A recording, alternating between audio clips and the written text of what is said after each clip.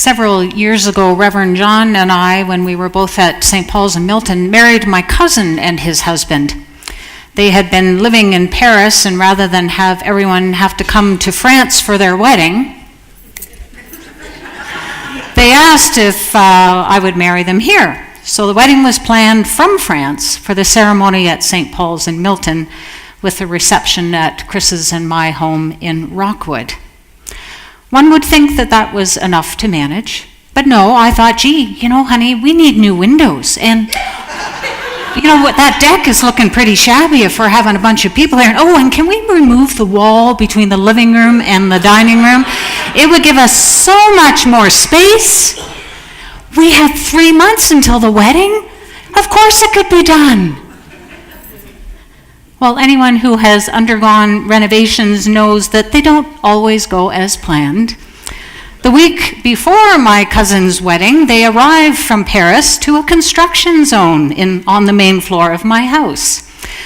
And one day I came home from work, there was a plastic sheet taped all across the wall from the ceiling to the floor, dividing the kitchen from the rest of the work, the drywall dust, the paint splatters. You can imagine what it looked like.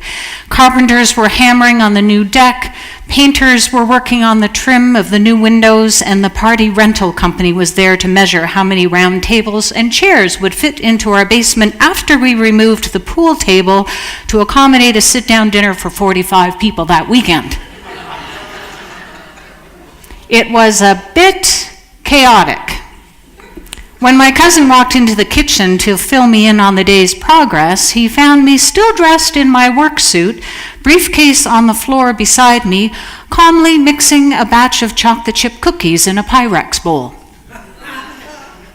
He still teases me about it. "You're making cookies?" he asks me. "When all you know what is breaking loose, you're baking cookies?" So my response, or coping mechanism apparently to stress, is baking. I'm not even a particularly good baker, I wouldn't say, but I think the act of baking, stirring, measuring, pouring, is such a controlled kind of activity with clear instructions to follow that it does in fact have a very calming effect on me. And besides, when it's all said and done, who doesn't like warm chocolate chip cookies fresh out of the oven? Brene Brown, in her book that we've been following, The Gifts of Imperfection, in this week's guidepost, talks about cultivating calm and stillness, letting go of anxiety as a lifestyle. Interesting that she doesn't just say let go of anxiety, but let go of anxiety as a lifestyle. It seems that many of us would agree that today's lifestyle can be anxiety-provoking. And to a certain degree, I think we've become accustomed to this crazy pace of our lives.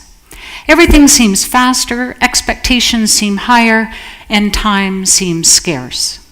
We have too much to do, too little time, and many of us are exhausted trying to keep up. And if you're retired, I don't think it makes any difference, does it? I suppose I shouldn't be surprised that a short time after that whole planning a wedding and reception in my home while renovating it gig, I had a car accident, which was followed months later by a stroke. It was a turning point for me, really. I had to change my lifestyle. I had to step away from work for a while and reprioritize my life, decide what was really important and to me and my family, and adjust the demands of my life accordingly. I'd like to say I got it all figured out, but, life keeps happening, and there are always days when it's hard to remember the lessons I learned at that time. To let go of anxiety as a lifestyle and cultivate calm and stillness. To create calm and stillness. Be still and know that I am God, the good book says. I realize that being calm and still doesn't take away the factors that cause us anxiety, but they sure help us deal with the anxiety of our lives.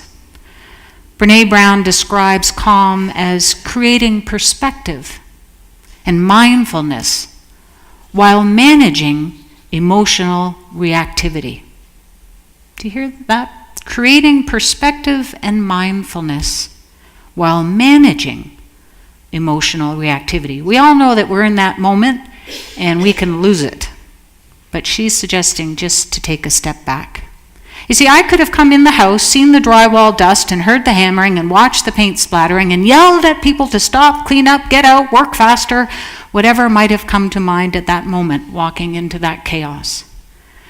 But I chose the calm response, put my briefcase down, put the apron on, and started measuring out flour and eggs and chocolate chips. Calmness is about taking a breath and giving our blood pressure and pulse a chance to slow down and return to normal before we act or react. Not always easy, I know, but that's the goal, to create calm. Do you remember those bath salt commercials? Calgon, take me away? A good soak in the tub was good for calming babies and grown-ups.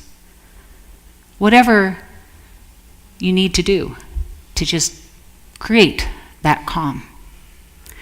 The second suggestion Brené Brown makes is to cultivate stillness. Now you might think that they're the same, but there is a difference. She describes stillness as not about focusing on nothingness, but rather it's about creating a clearing. Do you see that image? It's opening up an emotionally clutter-free space and allowing ourselves to feel and think and dream and question. I would argue that that sounds a bit like Sabbath time to me. Reverend John and I met with our colleagues last week for some retreat time, and we talked about how challenging it is to create this kind of space to feel and think and dream and question. We all had full schedules, but we recognized the importance of setting aside this time to allow ourselves some space. And we talked about the concept of creating space in our lives. It's not easy, but it is so vital to our wholeness and well-being. Brené Brown also talked about the ways each of us might react to anxiety differently. Now, when Reverend John asked you to share how you respond to anxious moments or what do you do to relax, I think that reflects something about how each of us responds to anxiety. Some of us, she says, tend to over-function when we feel anxious. I make cookies in a construction zone.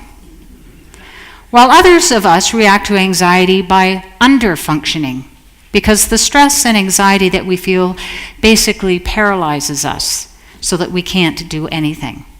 Some might perceive that as being lazy, but in fact it's a mechanism to cope. It just means we can't deal with the stress anymore and we kind of shut down. Some tend to bury their heads in the sand while others make themselves so busy. In either case, I think we miss the opportunity to create the space to really feel and be present to whatever it is that is causing us anxiety in the first place. Bottom line, we're all better off with a little more calm and stillness in our lives. And we all have to be intentional about creating the space to experience it. Jesus showed us that. How many times have we read in the various narratives of his life when he was meeting literally thousands and trying to respond to the needs of so many, hands reaching out to him and voices calling to him? He would take time. He would go away. He would hop in a boat. He would walk to a quiet place, and he would create that space for calm and stillness. And it takes practice. I still like to bake cookies, but I take time for walks and a cup of tea with a good book, whatever works, to create the opportunity to experience that calm and stillness. For what good does it for us to worry or be anxious, really? Jesus said, "Give your entire attention to what God is doing right now. And don't get worked up about what may or may not happen tomorrow. God will help you deal with whatever hard things come up when the time comes." Life happens. We can't always control how it happens, but we can manage healthier ways of responding to it. Be still and know that I am God. Create the space in your life to cultivate calm and stillness. Practice it. It will get easier. And if all else fails, I've got a really good chocolate chip cookie recipe that I'm willing to share. Amen.